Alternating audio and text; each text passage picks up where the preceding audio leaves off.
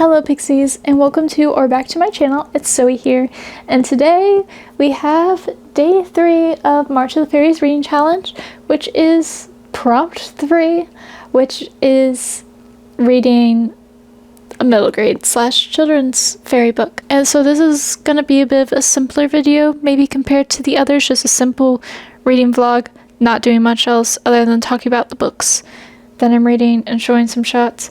But I have decided the series I'm going to be starting, the series I'm going to be trying out to see how I feel about it, is The Girl Who Circumnavigated Fairyland. And this is the first book, The Girl Who Circumnavigated Fairyland, in a ship of her own making. And this we follow a girl named September, and she is from Nebraska, but one day she is swept away by the green wind and is brought to Fairyland, where she meets a dragon named Aetheriel and a wish-granting boy named Saturday. And they go on a grand adventure, but not everything is as it seems in Fairyland, because Fairyland is a very confusing place, and there's a lot of things that are going wrong, and she doesn't quite know what kind of story she's in, which is a really fun take on a book. And I've actually already started this. I started this last night. I'm sorry. I'm over halfway through it. I'm on page 163, which is chapter... oh, I don't know. I'm not good at Roman numerals, and I'm not gonna look it up. But I'm here. And I think this book is a lot of fun so far. When I first started reading it, I was like, oh, I don't know if I'm gonna like this, because it's written in a very particular way. It really has a style to it. But the more I've read of it, the more I found myself wanting to continue on with the story.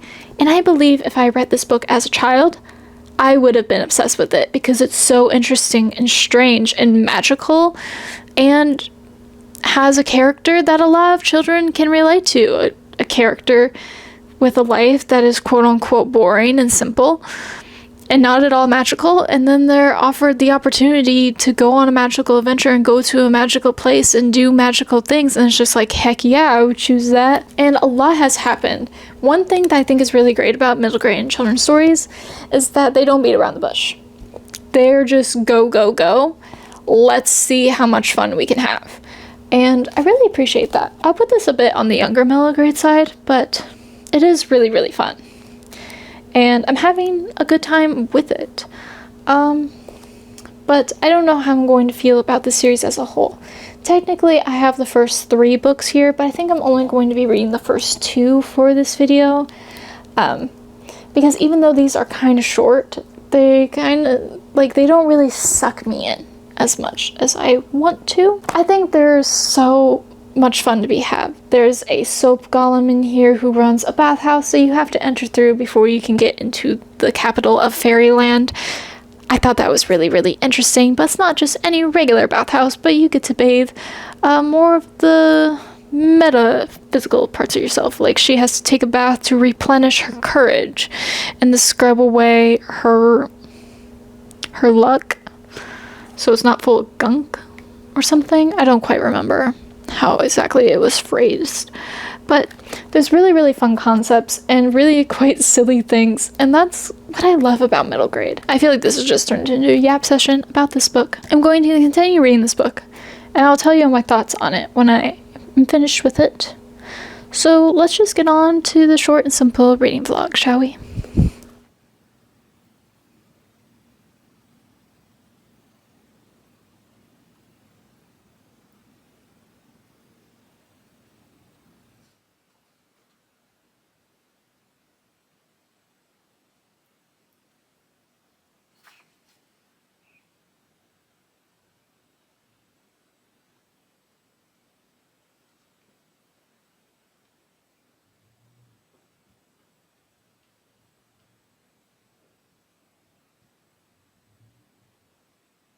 Hello Pixies, it's update time because I finished The Girl Who Circumnavigated Fairyland in a Ship of Her Own Making, which is book 1 of Fairyland. I know originally I said it was the first book of The Girl Who Circumnavigated Fairyland, but the series is actually just called Fairyland. And while I talk about this book, and have some other chats perhaps. I'm going to be painting my nails, which is why the mic is here instead of in my hand. I know it doesn't sound as good when I attach it to myself, but that's just what we're gonna have to do. And I used a nail protectant on my fingers first. This is the Olive and June 1 nail strengthener. And while I paint, I'm going to be using Mooncats Into the Wishing Well, which is a really pretty multi-chromey purple. So I'm gonna chat while I paint, and that's what we're gonna do. So The Girl Who Circumnavigated Fairyland. I ended up like having a really, really good time with this book, which is surprising. I don't know if I mentioned it in the first clip or not, but when I started reading it, I was really thrown off by the style, because it is written in a very particular way. And like, that's fine. It's just something I'm not very used to. And so I thought this book wouldn't really be for me. But then the more I read it, like the more the style grew on me, to the point where I was like okay with it. And it kind of reminds me of the Disney animated movie Alice in Wonderland, like the style of that, where you're always meeting characters, you're always going somewhere, you're always moving. Like there's things you don't really understand, but you roll with it because why not? Not really the Alice in Wonderland book, because I find the Alice in Wonderland book just completely infuriating to read, because it just doesn't really make a lot of sense. But at least this one does make sense, if you understand what I mean. If you've ever read Alice in Wonderland and you know what I mean, like great, because I don't think many people read that classic at this point in time. I feel like maybe because it's a children's classic, people don't really read it as much here on BookTube, but whatever, that's besides the point. But I actually really grew to love the style over the course of this book, because it just fits the vibe so well, and I ended up really, really liking it. I think it ended off on a really good place where, like, yeah, this is a complete story, but it's obviously also a series. But I feel like it's more so going to be like each book is a story. There's no like cliffhangers or anything. And I'm really excited to see about what happens in the second book. Like, I think it's going to be really interesting. I'm excited to see like what the plot and stuff is like, because we have seen a lot of Fairyland, but obviously Fairyland, when September returns, is going to be very, very different, I think. But I also wanted to chat about some other things while my nails dry a bit before I do my second coat. I think more people on BookTube and more people in general need to read middle grade stories, and I actually think more writers need to read middle grade stories. And let me explain what I mean by that, by it in general. So if you didn't know, I went to an art school, I got a degree in writing, and I'm actually working on my first book right now. I'm hoping to be done within the next couple months. And I'm actually decided to write a middle grade novel, because when I was in college, I took this class that was a genre fiction class, and in it I ended up writing a children's chapter book, and I loved that story, and I would love to write more children's chapter books. It's just not really what's popular in the market right now. But I loved the style of it, I loved the whimsy, and I had a great time writing it. And I was kind of struggling with what I thought my first book would be. So I decided to switch gears and go to a middle grade novel, so I could go back to more of that style, but maybe amped up a little bit compared to the children's chapter book in terms of language and length and plot and all of that. And I'm having a really good time with it, which is part of the reason I wanted to read a middle grade novel, because honestly at this point in my life, I haven't really been reading that many. Sure, I read Percy Jackson and the Olympians every year, but that is more along the lines of YA in terms of actual style and language. They just happen to be shorter with younger characters, or at least at the beginning. I think more people need to read middle grade, because there's so much more room for experimentation in the writing style and expectation. Because like in these books, Like, it's really fast, but there's a lot of characters and they talk in a very particular way, and we are told things through the third person perspective, and there isn't really a ton of time for like emotion because there's always a lot of things happening. Other middle grade novels may be really focused on emotion. Middle grade novels also tend to have different secondary plot lines, like friendships or mysteries or anything, but not really romance. And I think more people need to read that, because I feel like we kind of get stuck reading the same things over and over again and thinking perhaps that adult fiction or even young adult fiction automatically means that this is a superior form of writing.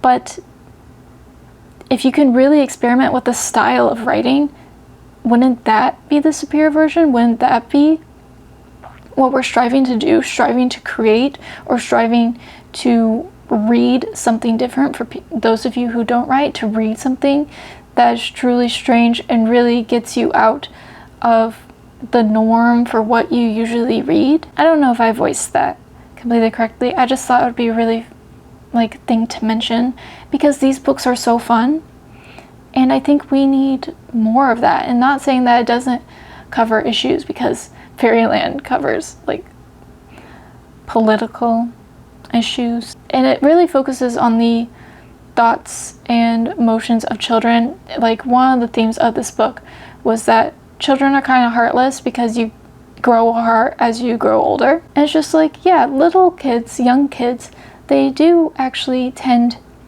to really think more about themselves and not about how their actions impact others, or where it could lead, or how it could lead them into trouble, because your heart kind of guides you. And I really like that theme in this book. And I feel like even though we have all these snapshots of characters and like short interactions, that always winds around and ends up being why like September is able to accomplish all that she can in this story. And I thought it was really, really well done. The second book, and the final book I'm actually going to be reading in this vlog, is The Girl Who Fell Beneath Fairyland and Led the Revels There. And I already read the synopsis for this book, and I'm really, really intrigued. But by telling you a little bit about what the book is about, it does spoil one of the events that happens in Fairyland, but it's something that happens around the midpoint, so I don't think it's like too of a spoiler. I'm not going to tell you how it happens, but just know that this is an event that happens, and if you don't want to hear it, maybe fast forward like a minute. At one point in the book, around the midpoint, September has been separated from her shadow, and we get the essence that her shadow is a completely different other being, because it was like sentient once it got separated. And so in the second book, September has gone home to Nebraska, and when she comes back to Fairyland, she learns that there has been a lot of shadow business happening, and this all probably links back to the event that happened in the other book with her shadow. So now she has to go to Fairyland below to figure out what on earth is happening in Fairyland. Honestly, I think that sounds really, really fun. I'm really excited to be reading that book, and I'm quite excited to be reading it. And I really like that the story goes back, and even though like The Girl Who Circumnavigated Fairyland is like a complete story, but it's just like there's all these details and all these short conversations, and maybe we're going to get more of a continuation of one of those stories. And so like that just makes this like even more clever, and goes back to that writing thing that I was just talking about. When you leave so many things open-ended, there's so many things you can return to and write more about if you want, but it's not necessary, but it could be fun. And I think that is a really clever way of writing things, and I really, really like that. Also, I think that the author is really, really creative, and I'm excited to see how Fairyland Below differs from regular old Fairyland, and I'm excited to see everything that's happened in Fairyland. And now I just kind of want to read all of these books, but unfortunately I just don't have time to do that in this video. Also, like, I only have the first 3 books that I'm actually borrowing from my mom. So I have the first 3, and this is a series of 5, and then there's like a couple like really short like prequels, but like I don't really care about those, to be honest with you. And I looked it up at my local library system, and they have the 4th book, but they don't have the 5th book. And it's just like, why? Why don't you have the 5th book? Why don't libraries carry the whole series? I don't understand. Like, and especially since like it's not like new or anything. It came out like quite a while ago. Like, I'm pretty sure this book came out like over 10 years ago, but I digress. So what I'm going to do today is I'm going to read The Girl Who Fell Beneath Fairyland and Led All the Revels There. Yeah, and oh, also in the description it did say that September Shadow has renamed herself the Hollow Queen. Halloween. And it's just like we get the mention that September loves Halloween in the first book and loves like the fall season, so I just think that's so fitting that your shadow renames herself Halloween. Like, come on, that's so fun and cute, and a great reference to the first book. I forgot to mention that earlier. And yeah, that's kind of it. These books are really short, so I'm expecting to also finish it today. So this is going to be a really snappy, short, sweet vlog. I hope you're okay with that. When I have either read part of The Girl Who Fell Beneath Fairyland, or when I finish it, I will update you next.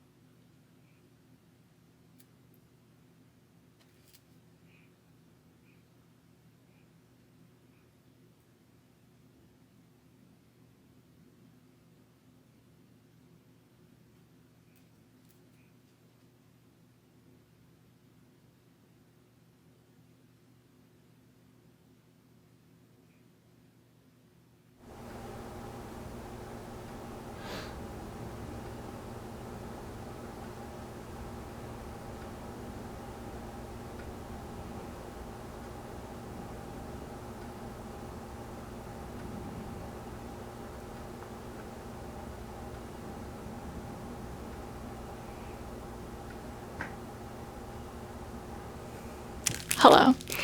I'm like about a third of the way through The Girl Who Fell Beneath Fairyland and Led the Revels There, and I was right about my assumptions.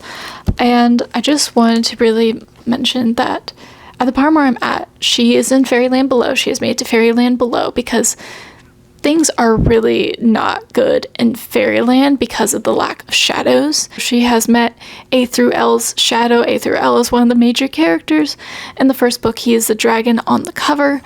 But I'm at the part with the tea house, and this tea house scene is telling me exactly why I love these books, because I think I do love them. Because it's just so whimsical, and the author's writing style is so descriptive and whimsical and magical, like, and characters are very straight to the point in conversation. There's like no deceptions or anything of that kind, and characters do weird things and they talk about weird things. Like the Duke of Tea is currently trying to figure out how to address September because her shadow is the Hollow Queen, and one's status is dependent on the relationship to the queen, so he can't breach etiquette, so he's trying to figure out what she is. And it's so fun. I'm having such a good time. And I think I'll be done with this book soon, and I'll be kind of sad. But there was a part at the beginning with these creatures that are like selkies in nature, but they become deer instead of seals. And I think with what they mentioned and what they talk about, that's what the third book is going to be. And I'm really excited to get back to them in the third book, because that's what I really think, because why add those details and why add those characters if they aren't going to show up again later? So yeah, that's my quick little update. I'm having a good time. So I'll catch you when I'm done with this book. I have finished The Girl Who Fell Beneath Fairyland and Led the Revels There. And I really enjoyed this book, but I ended up rating both these books the same. And that kind of surprised me because I thought I would like this one better, but I kind of like them equally, and let me explain. I had a hard time getting into the first book. I had a hard time getting into The Girl Who Circumnavigated Fairyland because of the style, and it just wasn't really what I was expecting. And at first I didn't like it, but it really grew on me.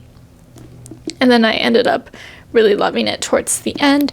And this book, reading it, you know, directly afterward, I was just really into this story. I was really into the style, and I thought I was going to love this. And I did really enjoy most of this book, but I will say where this fell off for me was that the ending was kind of rushed, and we never really see September's like true friends. We only have their shadow versions as her friends because the Hollow Queen has been taking everyone's shadows. Those are my only faults with it, but with the really rushed ending and the fact that September has been looking forward to going back to Fairyland for so long to see her friends again, to be with them, and she's not even truly with them, it's kind of heartbreaking. And I just wish she was there for maybe a little bit longer and got to spend some time with them before going home to Nebraska. And that's the air conditioner, because I forgot to turn off the AC, so I'm sorry, but we're just gonna have to push through it. And I loved the shadow aspect of this book. I don't want to spoil it, so I'm not going to list particularly why I loved it, but I wish I had come up with the idea first for like one of my own story ideas. That's how much I love it. Like, that's so creative and fun.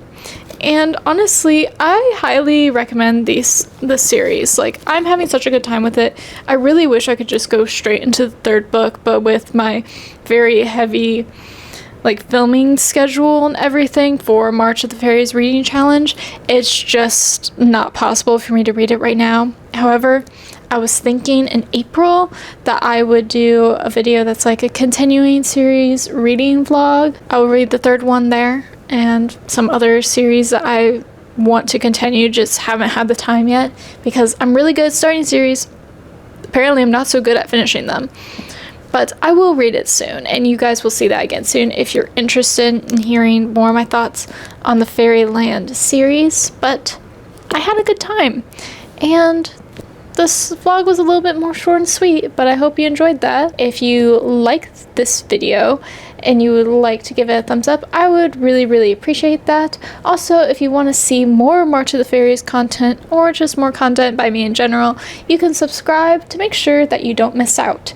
And tomorrow's video, I have a very exciting, like, one-day reading vlog where I am reading a fairy book with a green on the cover. And I guess that's it. So I guess I'm signing off now. Okay, bye!